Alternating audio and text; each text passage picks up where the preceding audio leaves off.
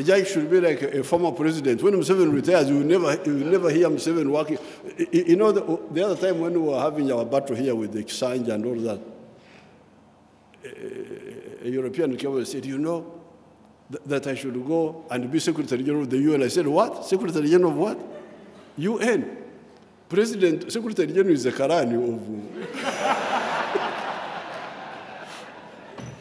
How can Museveni work for anybody? Once I retire, only God will be the one to employ me. That issue of compensation can go to court, but it should not stop the project. Should not stop the project. Mbancha Aliao.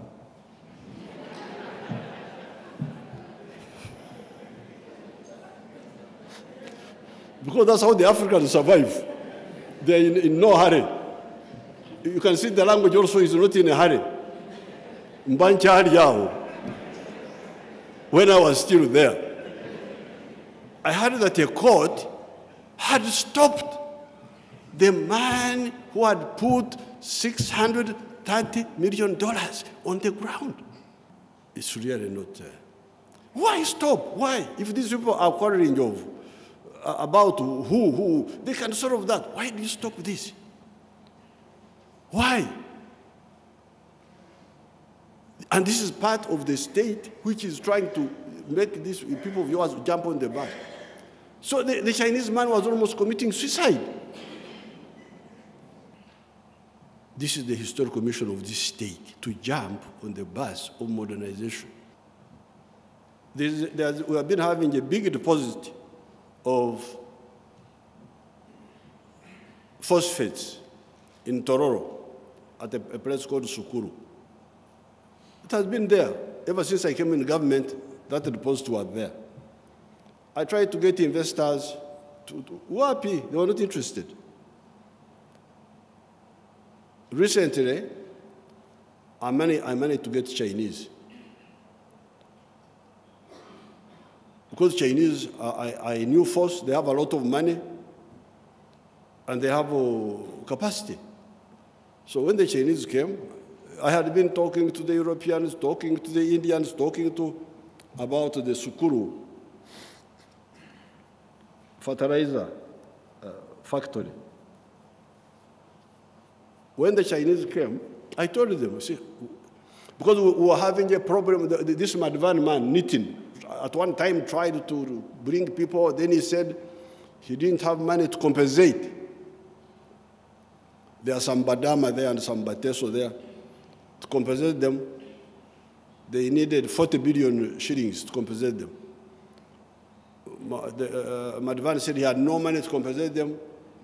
Then the government tried to say, okay, we shall compensate them, but you look for the money to build the factory. When we were still struggling with that, the Chinese come. When they come, they said, that's all rubbish. We shall compensate these people. They compensated them, and they went away. 40 billion, cash, they paid them. Then they came and said, oh, by the way, we are not only going to produce fertilizers, these fertilizers are mixed up with iron ore. The iron ore they call one is called hematite, the other one is called magnetite. That one is called magnetite type of iron ore. So they're going to build both a fertilizer factory, build a steel factory, the first one in Uganda, the one from iron ore to steel. Because what we have been having here have been recycling, scrap, recycling old cars, tanks, recycling them into steel. Now, this is the first, actually East African, the first East African from iron ore, what the Banyankole call obutare, to steel in East Africa. This is the first one. And the total investment is $630 million. The Chinese man was moving. Now, the Chinese also have their own issues. So within themselves, and there's another local Chinese here, a woman who has been here, called Fang Min or something like that. He started quarreling with this man, the new one from China. He started quarreling, saying that she also had shares there or something like that. So when they brought it to me, my view, I'm not a judge. I'm just a freedom fighter from the bush. But common sense and the historical mission of this state to make you jump on the bus, which you have been missing for the last 600 years. This is why you were colonized. This is why many of you of our people were taken into slavery. This is the historical mission of this state, to jump on the bus of modernization. So when they came to me, I advised them, I said, if you are quarreling with the other Chinese, if you are quarreling with Fang Min for compensation, that issue of compensation can go to court, but it should not stop the project. Should not stop the project. Mbancha Aliao.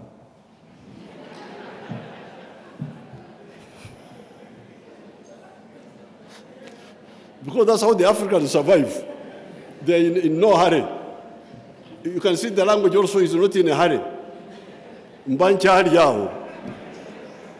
When I was still there, I heard that a court had stopped the man who had put $630 million on the ground. It's really not.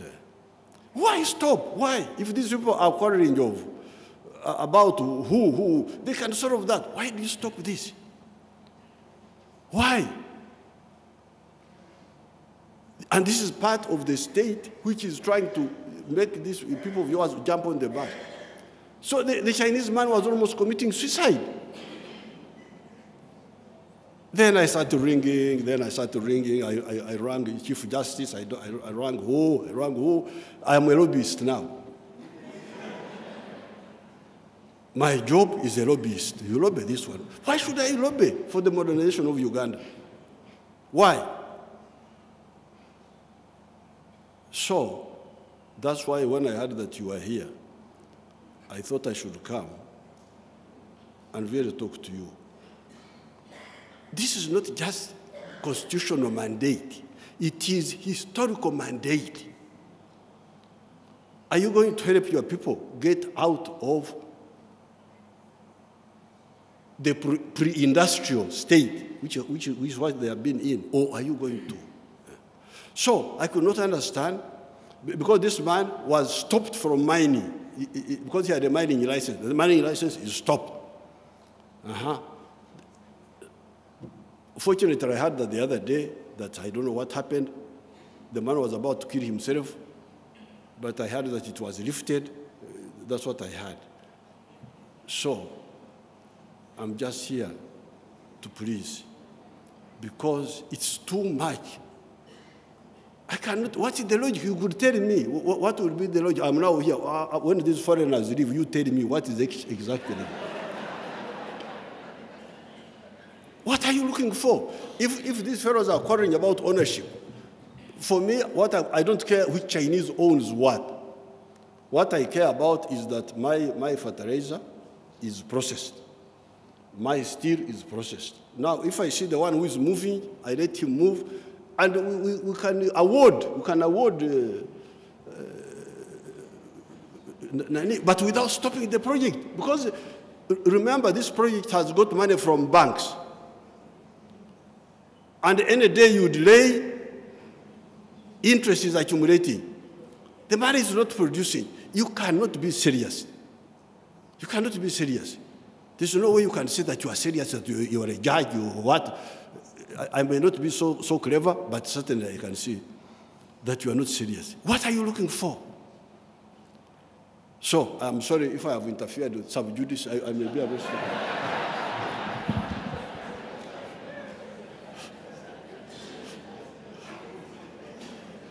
But at least I will die when I have spoken up.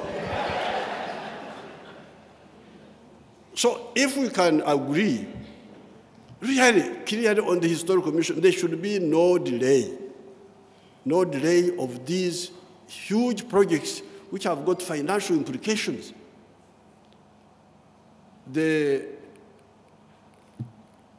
When it comes to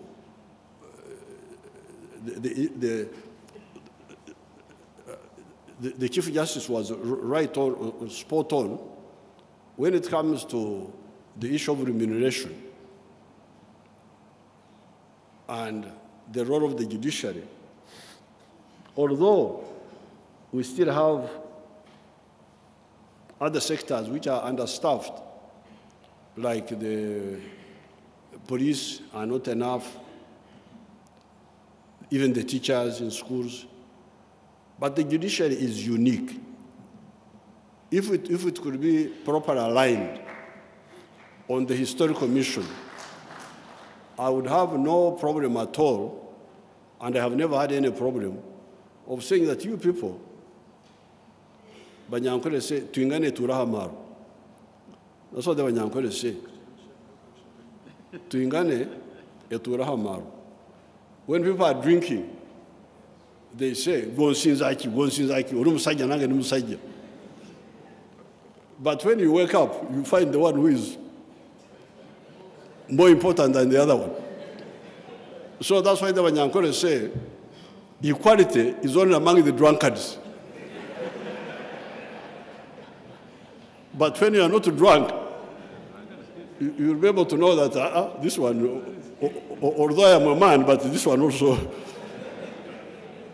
So really, the judiciary have a unique role because okuramura, that okuramura, especially if you use our words, they are much better than the English. I don't know why you like English so much. It is not all that clear to use. But okuramura, people are fighting. You separate them. You separate, and you do it fairly, so that everybody is satisfied. That's a very, very important peacemaking role. So if you have got okuramura, even the Bible talks about it. The Bible talks about it quite a bit. I don't know what happened to our Bishop Abura, Obura, where is she? Oh, she's normally our priest when we come here. I would have asked her where it is in the Bible, where they talk about the fair judges. So a fair judiciary definitely, is, as the Chief Justice quoted,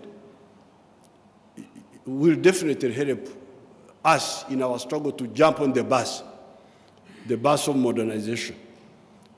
Once these fellows know that we have got a fair judiciary, and although you have got a case backlog, like the other woman whom I saw here, who was thanking, but that case backlog is not the same thing as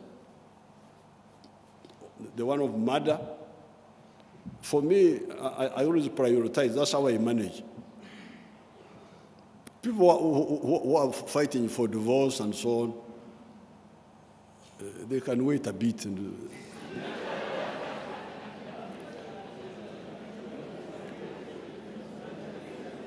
let's first deal with the case of murder and commercial disputes, because these commercial disputes are the ones going really to shape our future. If we can handle those, you may not be able to handle those 10,000 cases, all of them at a go. The ones of divorce, the ones of all those little things. But murder, land also, if it can be, but of course the land ones. But at least murder and commercial cases, if we handle those quickly and fairly, your economy will grow. It is already growing. It's already growing. Because I am opening factories, but these bottlenecks are the ones which are causing us problem.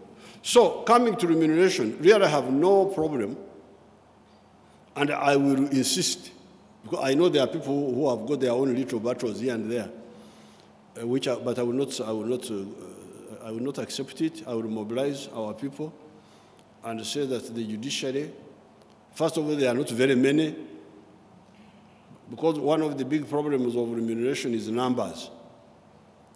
When you talk like the teachers, you raise the salary of one teacher. The teachers are, in the primary school, they are 180,000, I think.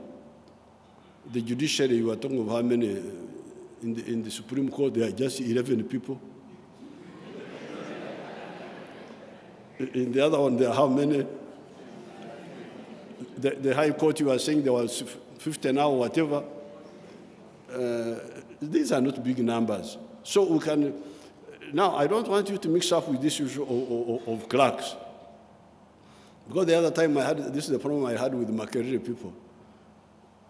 Because the sweeper who was sweeping near the professor.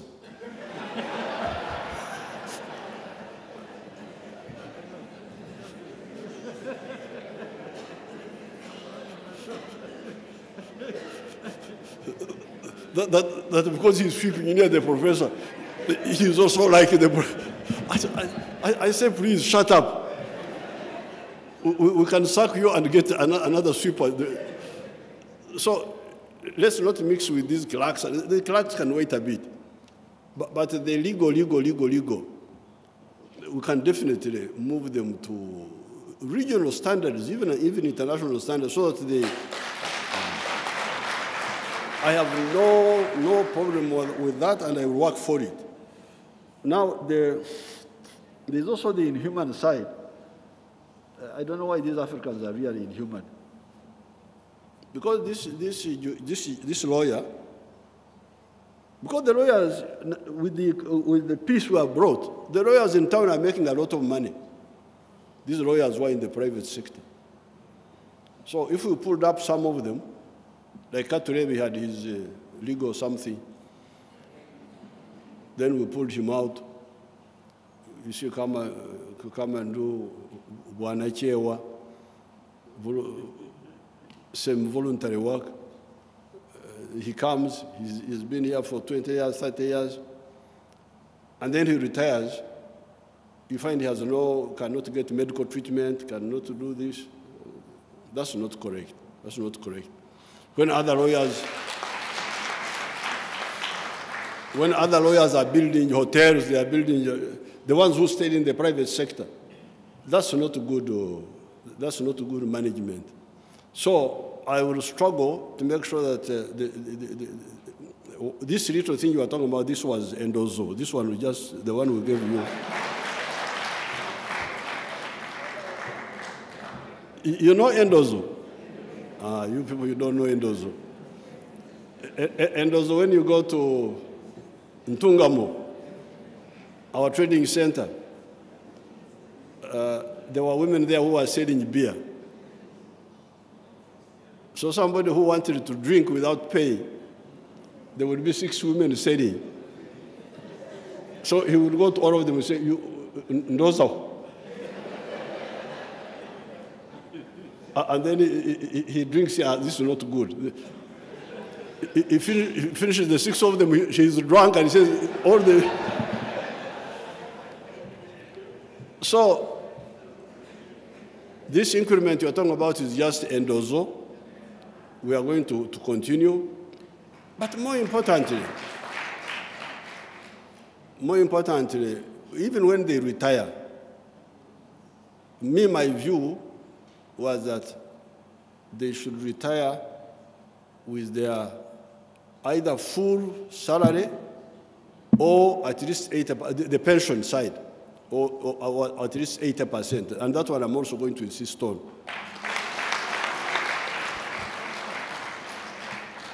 I've discussed this with His Lordship Katurebe. This is the idea to get our people out of temptation. We don't want a former judge to be hanging around lawyers in town to give him some part-time job when he has retired from the bench. This is the meaning.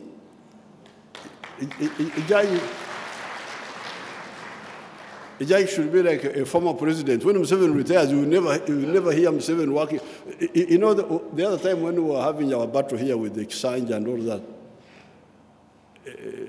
a European came and said, you know, that I should go and be Secretary General of the UN. I said, what? Secretary General of what? UN. Secretary General is the Karani of... How can Museveni work for anybody? Once I retire, only God will be the one to employ me. So, the judge should be the same. We should not hang around to get part-time here, part-time there. We should really cushion them that they don't have... In fact, it should even be part of their terms of service that once you retire, you don't look for those employments. You just retire and in your dignity, you go with your car, you go with your escort. How many are they? There are not so many. And because of the numbers, I think it is manageable. So, salary enhancement, we shall continue enhancing until we reach the comparable international standards. Secondly, on the pension, I want to fight the battle that the pension should be either the same or equal to or near the salary you are getting when you are still active. And then the other support, the car, the medical, they should remain as you were when you are still in service. That's how you will be protected from these temptations. It is now my pleasure to do what? To declare the conference open.